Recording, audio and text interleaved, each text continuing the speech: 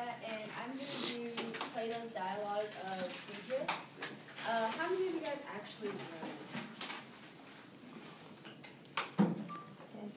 Okay, good. You guys didn't read it. It was really hard to teach. Okay. Oh my gosh. I know what it feels like to go. Okay, let's start with some background information. Did you guys read my email and actually do research on Plato? Oh, sure, they're experts. Okay, well, he was born in 1428 BCE. He was a very famous, respected, and influential philosopher of all time.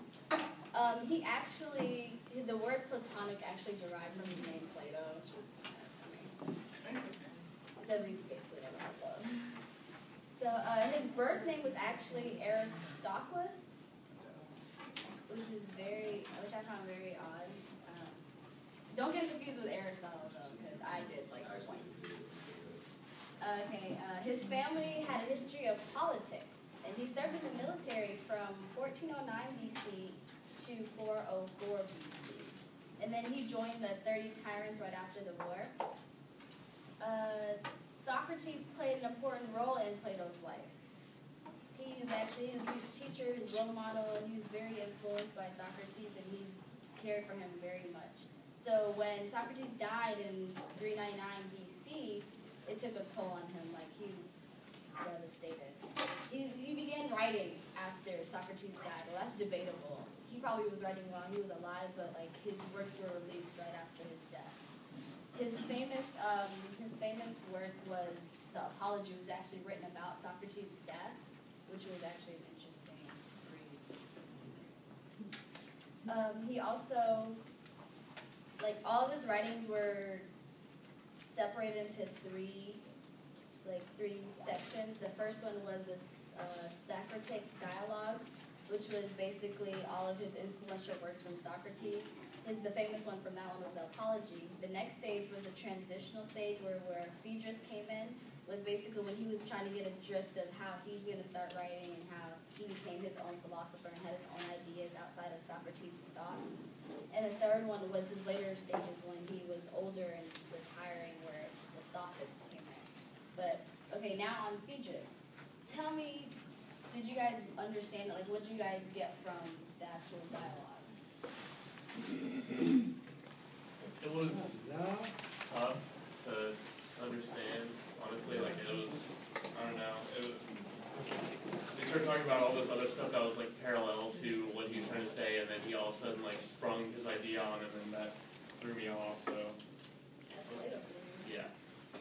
Anyone else?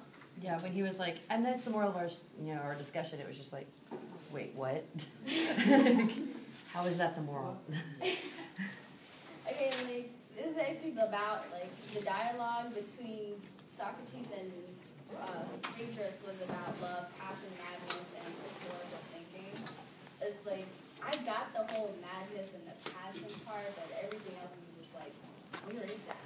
Like, I had to do a lot of research to actually get a glimpse of what he was actually talking about. So, for the first part, there is this, he said something which really hit me. It was like, to be a good speech maker one does not need to know the truth of what he is speaking. Do you guys think that's true? No, I don't.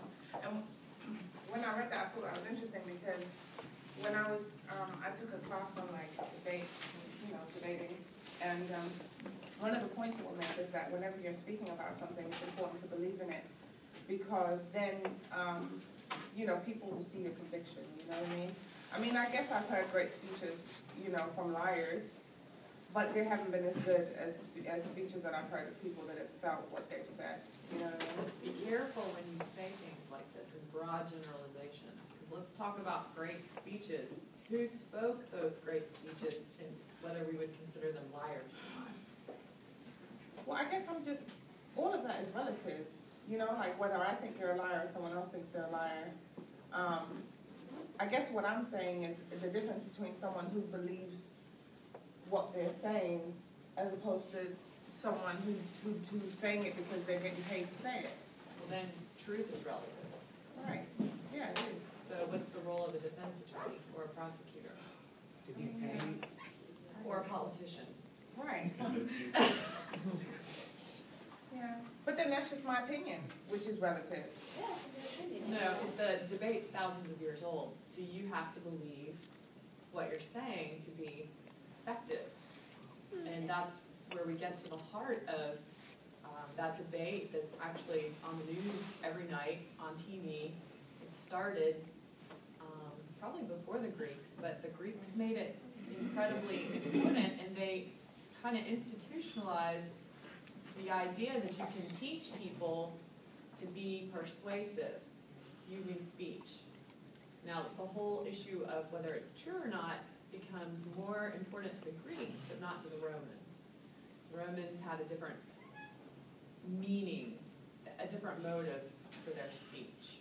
So I'd like you guys to try to figure it out as we discuss these different ideas. But Aida, she asks a great question. Is truth necessary for great speech? And you can replace speech with writing, right? So I want you to think about that, everything that you're considering throughout this course, yeah. Speeches can be like sales pitches, right? You tell a person what they want to hear. You know? One time. Yeah, that's, I think, You bring up another great point. So the Greeks, to teach different kinds of speech, broke speech into different kinds, depending on what the purpose of the speech was, whether it was informational, whether it was judicial, whether it was political. So they divided speech into different categories. And you're talking about one specific kind of speech. But let's not ever divide speech from writing, okay? Because all communication is meant to be persuasive, right? Do you ever say anything without trying to convince or inform? I mean, that's the whole purpose behind communication, right? And so let's go back to one of the very beginning things that Ian brought up, and you asked them, this is in the form, what's the form of this speech or this writing? It's a dialogue. So think about whether it's effective or not, and why would a teacher choose to write in this format? Okay, you go, pick up. You're doing well. Because when Phaedrus said that to him, Socrates objected, and he gave a scenario about harvesting. If you harvest a good crop and you harvest a bad crop, which one will be the better outcome? Which one's true? Which one's bad? You do that along those lines.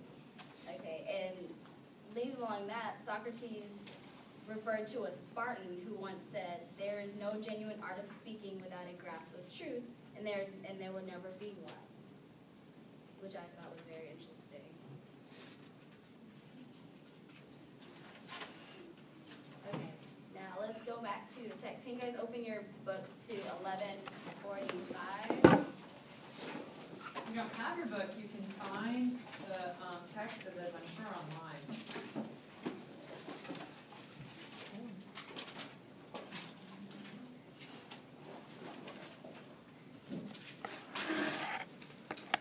Okay. Can someone volunteer to read Socrates' verse, right? That starts with "you know," like it's like in the middle of the page. I read it. Okay. You know, Phaedrus, writing shares a strange feature with painting. The offspring of painting stand there as if they are alive, but if anyone asks them anything, they remain most solemnly silent. The same is true of written words.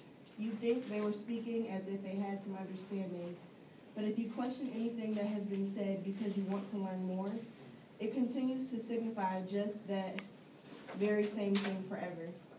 When it has once been written down, every discourse roams about everywhere, reaching indiscriminately those with understanding no less than those who have no business with it, and it doesn't know to whom it should speak and to whom it should not.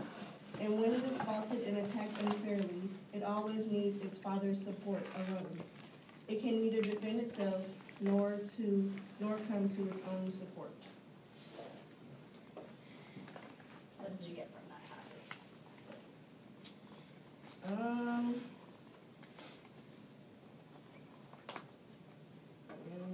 I guess the part where it says, when